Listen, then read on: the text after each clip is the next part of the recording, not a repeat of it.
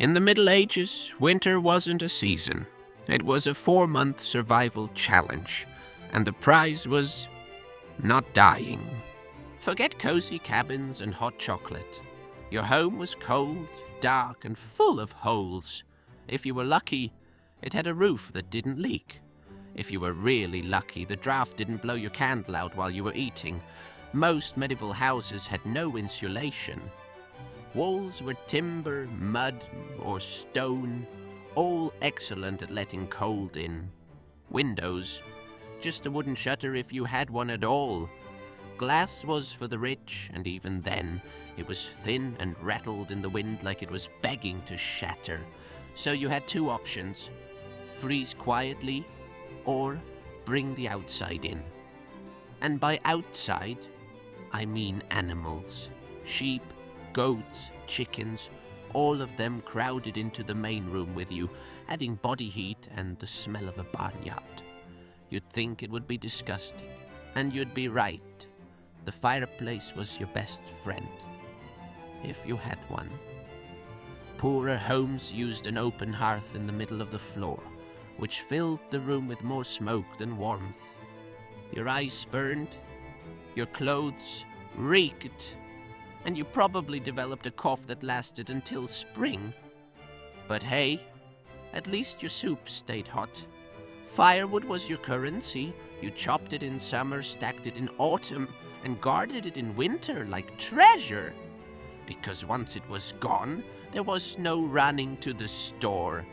There was only shivering and regret. Winter clothing meant layers. Wool on wool on wool. You wrapped yourself in cloaks, hoods, and mittens that looked like they'd been handed down since the Crusades. The richer you were, the thicker and warmer your clothes, and the more people you had staring at you in envy. For everyone else, your best hope was to wear so many layers you looked like a hay bale with legs. And no matter what you did, the cold found a way in. Through the walls, through the floor, through the gaps in your teeth. You'd wake up with frost on your blanket, ice in your water jug, and a strong suspicion that God had personally cursed your village. That was medieval winter life. Smoky air, frozen water, livestock underfoot, and endless layers of scratchy wool. If you made it to spring without frostbite or lung damage, you'd call it a good year. In the Middle Ages, surviving winter wasn't just about staying warm. It was about not starving. Because once the last harvest was done, you were living off whatever you'd managed to stash away.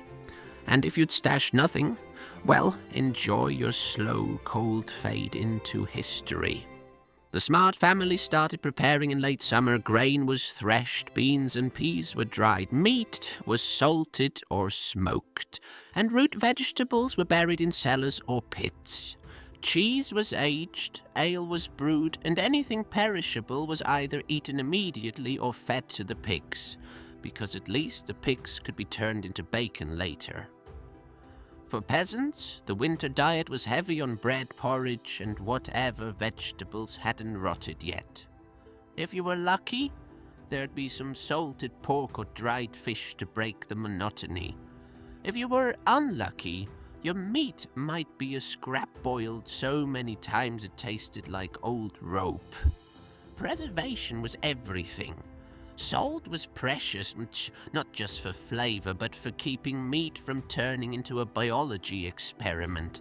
Smoking added flavor and bought you time before the mold set in.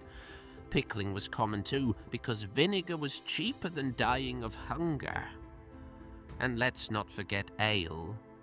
Water wasn't always safe to drink, so weak beer became the hydration of choice.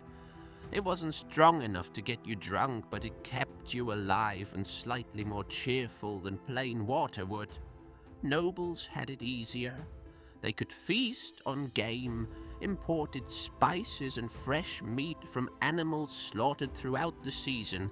They had bigger storerooms, better cellars, and servants whose entire job was to make sure the bread didn't go moldy. Meanwhile, Peasants were learning just how many meals you can make from cabbage before you start resenting its existence. When supplies ran low, things got desperate. People ate seed grain, knowing full well it meant less to plant in spring. They boiled bones for soup until they dissolved into sludge. And in the worst years, they ate whatever they could find. Dogs, cats, even boiled leather from old shoes. Not because it was good, but because it was something. Food theft was a real problem. A neighbor borrowing a loaf of bread in December could mean you went hungry in February. So storage rooms were locked, guarded, or in some cases booby-trapped with noisy doors to alert the family.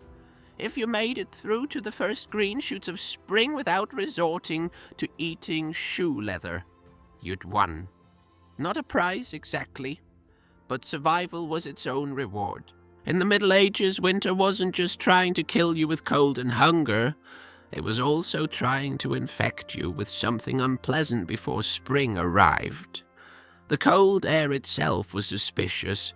People believed winter winds carried illness, so the solution was simple. Seal up the house, which meant you were now sitting in a smoky, poorly ventilated room breathing the same air as your coughing relatives and a goat with seasonal lung problems. Congratulations, you've traded cold for respiratory disease. Common winter illnesses included fevers, chest infections, and chilblains. That's frostbite's less glamorous cousin, where your skin just turns red, swells, and itches until you start questioning the point of having fingers. For frostbite itself, medieval medicine usually involved rubbing snow on it, holding it near a fire until you screamed, or wrapping it in something greasy and hoping God noticed. And speaking of medical advice, it was bad. A doctor might recommend bleeding you to balance your humors, or giving you a poultice made of herbs, mud, and possibly something that used to be alive. It didn't work, but it kept you occupied. Then there was the plague. Yes, that plague. Cold weather didn't scare it off and it just slowed it down. Other diseases made the rounds too. Dysentery, typhus, and whatever your neighbor brought back from a trip to the next village. Which brings us to another survival tip. Avoid sick neighbors. In winter, this was tricky because everyone was stuck indoors and news traveled faster than a sneeze. If someone knocked on your door looking pale and shivering, you had to decide. Help them and risk joining them in bed for a week, or pretend you're not home and hope they go bother someone else. Staying warm without frostbite was an art form. You slept under every blanket you owned, sometimes piled with cloaks and animal skins. If you could, you shared the bed with family members for warmth, which was cozy until someone coughed in your face. For hands and feet, it was layers of wool or nothing. Shoes were stuffed with straw to trap heat, and gloves were sometimes just socks you wore on your hands. And let's not forget, in small communities, people got tense in winter. Being cooped up for months meant tempers flared. Arguments over firewood, borrowed tools, or who ate the last onion could turn into full-blown feuds. Surviving winter meant not just staying alive, but making sure you didn't annoy the wrong person because you still had to see them at church. If you made it to spring without losing any fingers, catching something deadly, or starting a lifelong neighbor feud, you were doing pretty well. By the time you've survived the cold, the hunger, and the coughing neighbor who swore he was feeling better, there's still one final enemy to face. Your own mind. Because winter in the Middle Ages wasn't just a physical battle. It was months of boredom, frustration, and trying not to lose what little sanity you had left. The first rule of surviving winter without going mad. Keep busy.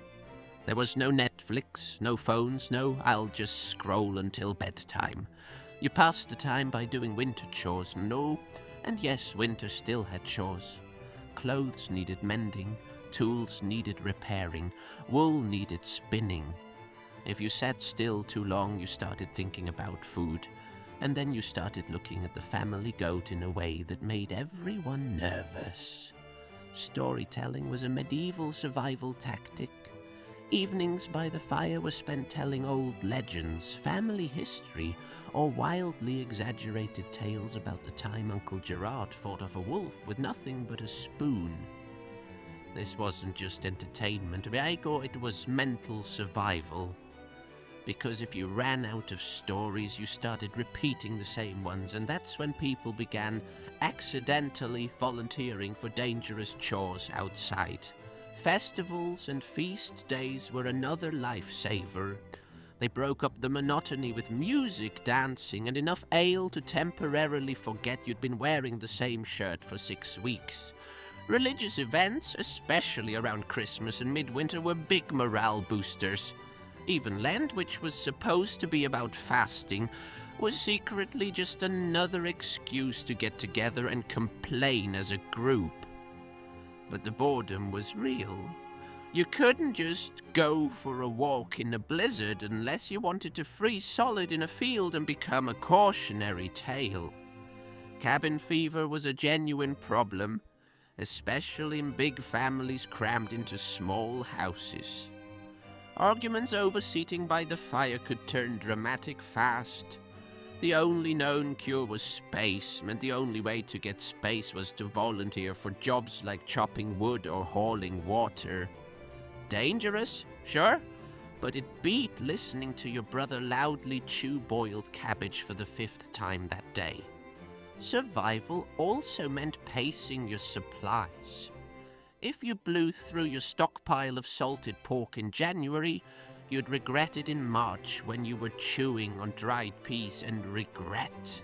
Smart households rationed the good stuff, saving it for when morale was low, like after a week of storms or when someone accidentally set part of the thatch roof on fire. And then, one day it happened. The first signs of spring. Snow melted. Birds returned. You stepped outside and realized your toes could feel again. But here's the cruel twist. Spring didn't mean safety. It meant mud, flooding, and running dangerously low on food just before the new crops were ready. The hungry gap between winter stores and the first harvest was notorious. If you'd rationed poorly, you could still starve, just in slightly warmer weather. So how did people actually survive winter in the Middle Ages and keep their minds intact? They kept moving, even if it was just mending socks. They found reasons to laugh, even if the joke was just that your neighbor slipped on ice and landed in the pig pen. They told stories, celebrated small victories, and shared what little they had, because isolation was the fastest route to misery. Surviving medieval winter wasn't about comfort. It was about enduring discomfort with stubbornness, humor, and just enough food and firewood to see you through. If you made it to spring with all your fingers, a little food left, and no serious grudges against your family, congratulations. You didn't just survive winter, you beat it.